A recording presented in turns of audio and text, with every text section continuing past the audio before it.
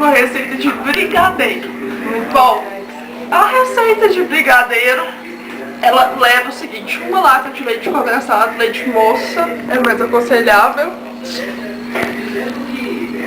Depois você pega leite produção. Leite que tá na geladeira. Produção.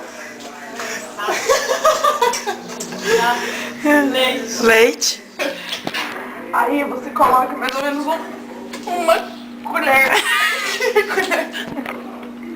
Uma colher.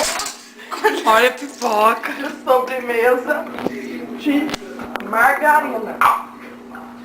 Margarina quali, cremosa. É a mais aconselhável. Produção. É o nariz, Luciana. O leite, eu esqueci de falar, é só metade da lata, tá? Pois é, agora a gente coloca, é o seguinte, a gente coloca coloca o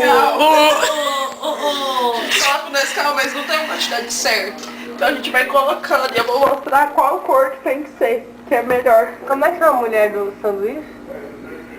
Ruth Lemos. Aprendendo brigadeiro com Aqui, ó. Luciana Lemos. Ó, tá vendo?